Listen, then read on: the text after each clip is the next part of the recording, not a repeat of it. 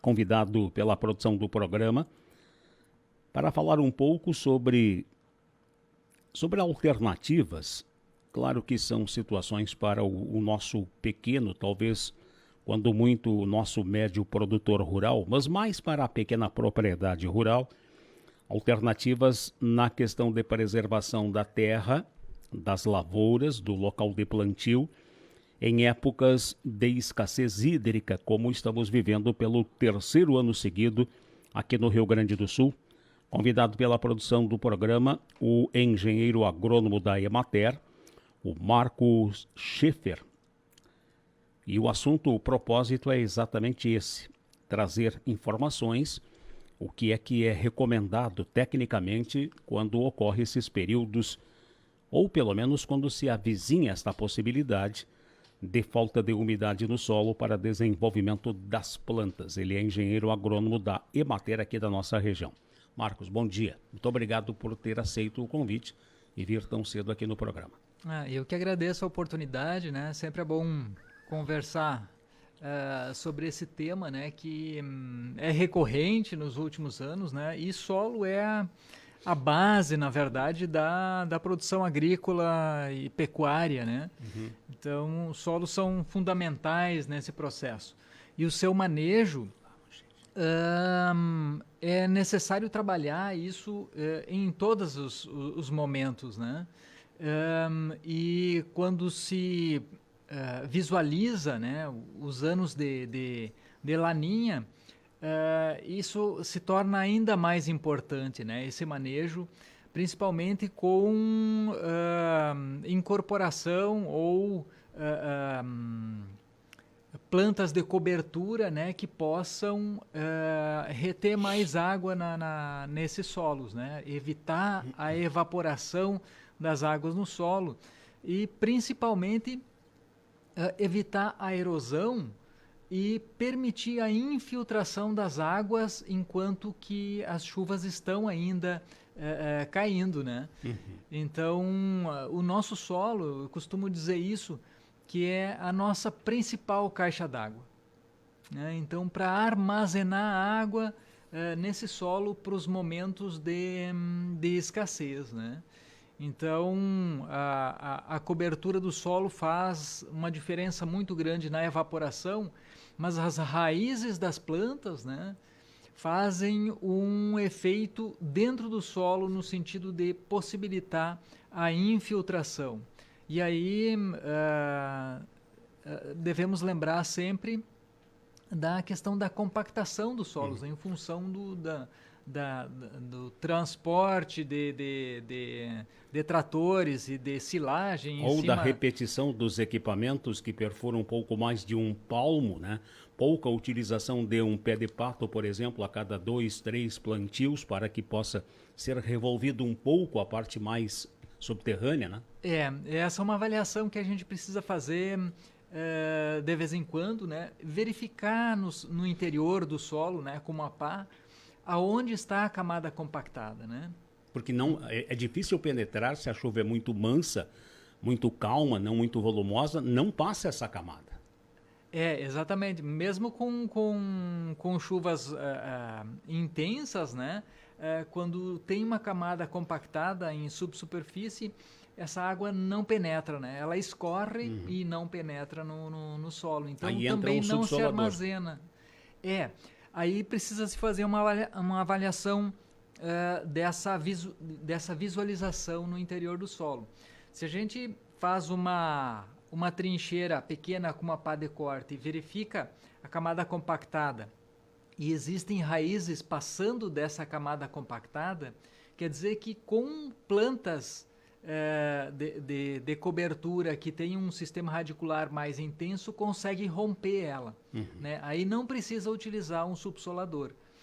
Mas se não tem indício de raízes passando por essa camada adensada, é necessário aí utilizar um equipamento para descompactar. Então, um subsolador aí seria necessário para isso. Você fala em quantos centímetros da nata, na camada, bem ali na superfície, em direção para baixo 20, 25, 30 centímetros? Isso depende da carga de força que é aplicado na superfície. Por exemplo, é uma forma bem prática, assim, né? Bovinos que têm uma pata pequena e um volume e um peso grande, né? Uma massa grande sobre essa superfície, a camada de compactação normalmente se dá entre 5 e 10 centímetros de profundidade. Então, é bem próximo da superfície. Nos potreiros, por exemplo.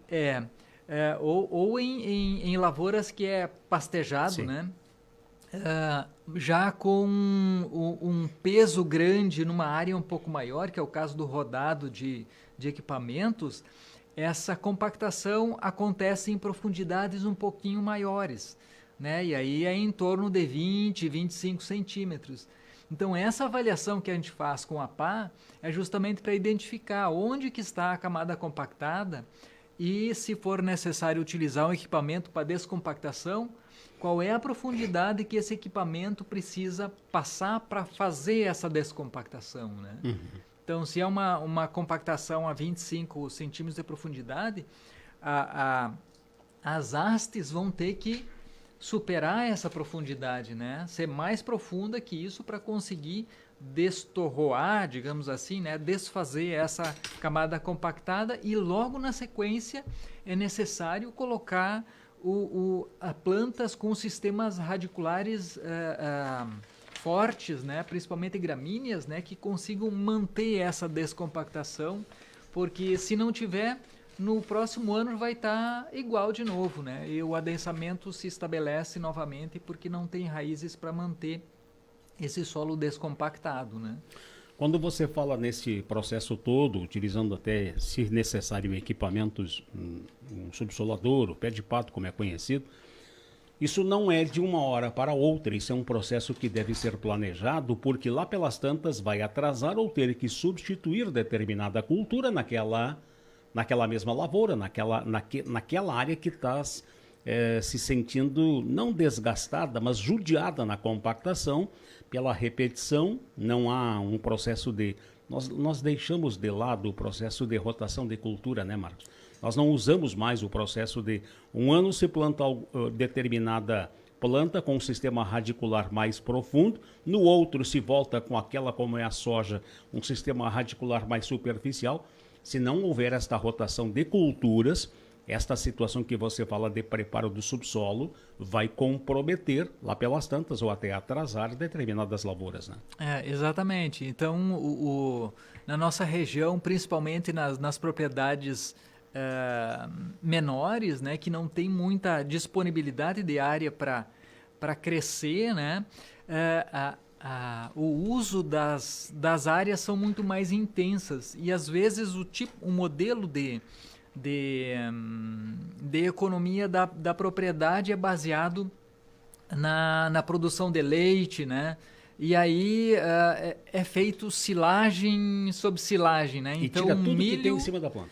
Milho, é retirado toda a parte do milho da superfície aí para fazer a silagem, feito mais um plantio de milho para tirar mais uma safra de silagem, né? Então não tem rotação de culturas e não tem permanência de resíduos na superfície desse solo também, né? E no inverno, quando vem o azevém, ainda colocam os animais em cima para pastorear. É pior ainda, né? Mas então, nesse processo, é necessário buscar esses intervalos, por pequenos que sejam, né? Para introduzir sementes de plantas recuperadoras para justamente buscar o incremento de raízes diferentes e buscar plantas que deixam resíduos na superfície do solo também, né? Aí você se refere mais às forrageiras, que nem o nabo e outras forrageiras que utilizam aquele processo de transformação carbônico e nitrogênio? Isso. Falasse no nabo forrageiro, por exemplo, é uma planta excelente de descompactação de solo quando naquela condição em que as raízes conseguem passar pela camada compactada, né? Ela põe o seu sistema radicular em profundidade e permanece a raiz de tuberosa, né? E ela apodrece e deixa aquele espaço vazio aí para outras plantas e a água penetrar, a infiltração acontecer, né? e tem a capacidade também de reciclar nutrientes, quer dizer, buscar aqueles nutrientes que já passaram da camada, a principal camada de absorção de nutrientes, né, que é em torno de 0 a 20 centímetros de profundidade, fruticultura um pouquinho mais, por causa do sistema radicular um pouco mais robusto, né? Mas normalmente essa profundidade que a gente considera arável, né? Muitos nutrientes já passaram dessa camada, estão em profundidades maiores e as raízes do nabo conseguem buscar isso e trazer para a sua constituição, e na sua degradação posterior vão retornar esses nutrientes para a cultura subsequente, né? Então, numa superfície... E o nabo implantado uma vez, ele costuma até voltar depois, né? Facilmente. Aí depende do manejo que se quer dar, né? Isso, porque as sementes, né? Por exemplo, numa cultura que a gente quer colocar soja depois, a gente não quer que o nabo venha novamente depois. Então, o manejo de uma introdução de nabo forrageiro deve ser feito no momento da floração, antes da formação das síliquas, né, e dos grãos, para eles não se tornarem viáveis, né, para eles não germinar. Então se faz o manejo dessa parte aérea, né, do nabo forrageiro, para fazer o seu efeito sem deixar sementes. Mas em fruticultura, por exemplo, quando não tem esse problema, se quer deixa criar sementes, né? Que aí volta, né? E faz o manejo depois, ela ressemeia em outros momentos do O feijão ano. de porco é uma forrageira mais antiga e caiu no esquecimento o feijão de porco como cobertura, e não só cobertura, como cobertura, fonte para nitrogênio e também para incorporação como matéria orgânica. Sim, é uma espécie que exige um pouquinho mais de trabalho no sentido de colher as sementes no pós-colheita, né? Porque são sementes grandes, né? Para fazer a semeadura depois, né? Porque as sementes são relativamente caras e são sementes grandes, né? Então dá um volume grande de Mas é interessante, né? Em áreas pequenas. São muito boas, né? São leguminosas, né? Então fixam o nitrogênio do ar, fazem essa ciclagem de nutrientes também, e tem uma capacidade de manter cobertura, né? Dá para fazer o cultivo com outras culturas também, né? Não atrapalham, digamos assim, ela não dá baraço, né? Não trepa nas outras plantas também, quando é fruticultura. Mantém a área coberta. Mantém a área coberta. Importante, só para fechar este raciocínio, Marcos, a questão do vazio sanitário. A Embrapa recomenda que, dependendo do estado, determinada época, passado 2, 3, normalmente entre 2, 3, 4 anos, tem que haver um vazio sanitário, especialmente envolvendo a soja. Mas os estados como Mato Grosso do Sul, Goiás, especialmente Mato Grosso, né, que são o grande produtor de soja do Brasil, o pessoal é contrário a esse vazio sanitário e muitos não têm implantado. É realmente uma necessidade? O vazio sanitário sempre é estabelecido em função de uma dificuldade, em função de doença ou em função de praga, né? Então, nas áreas em que ele é estabelecido como normativa, como lei, né, é muito importante segui-la, por exemplo, do milho em relação à cigarrinha, né? Então, enquanto tem milho direto durante o ano todo, essa praga vai se estabelecer e permanecer nas áreas, né? Então, o vazio sanitário garante um período de intervalo do cultivo do milho para que essa praga não continue se desenvolvendo nesse período de vazio sanitário. Assim também, no caso da soja, né, as doenças são importantes nesse processo, né? E as pragas, os insos que aparecem, né? A buva, por exemplo. Mas aí é a questão de manejo de lavoura, né? Mas no caso das doenças, né, enquanto tiver uma planta de soja ali, ela pode estar infestada naquele período de entre safra, digamos assim, e já passar novamente para a cultura seguinte e a infestação ser muito mais rápida do que num espaço em que o vazio sanitário é observado e realmente feito, né? Então, esse processo é importante. Com relação às nossas pequenas propriedades, alguma observação pessoal que você tem a respeito desse período? Seca, estiagem? Sim, sempre que tem um período previsto de estiagem, né, e isso tem acontecido com frequência, são 3 anos consecutivos já com chuvas bastante abaixo do normal, né, e precisamos lembrar que o verão do sul do Brasil sempre tem os períodos de veranico, né? Todos os anos os intervalos sem chuva acontecem, né? Mesmo que não seja efetivamente como a estiagem. Então as preparações com descompactação de solos, ou com raiz, ou com ferramentas de subsolagem são importantes, né, para a infiltração de água no solo. Manter plantas de cobertura para que esse solo não evapore tão rapidamente as águas, né? Então, a economia de água é em torno de 20% onde tem cobertura de solo, né? 20%? E isso, segundo a Embrapa, inclusive, a eficiência das culturas é em torno disso. Isso quer dizer que a cada 5 anos dá uma safra a mais, né, nesse processo de eficiência da cultura com o plantio direto consolidado, já, com todos os efeitos benéficos que o plantio direto traz. Palhada em cobertura, rotação de culturas, manejo das águas, né, para que efetivamente essas águas sejam acumuladas no perfil do solo e se disponibilizam aos poucos nos momentos de escassez. Por pequeno que seja, né, esse período ele vai propiciar a quantidade de água suficiente para que essa planta se desenvolva bem, né? E lembrar que a temperatura, né, na superfície do solo, em um solo desnudo, né, em torno de 10 graus a mais do que o termômetro mostra, do que um solo com cobertura de palha. 10 graus a mais.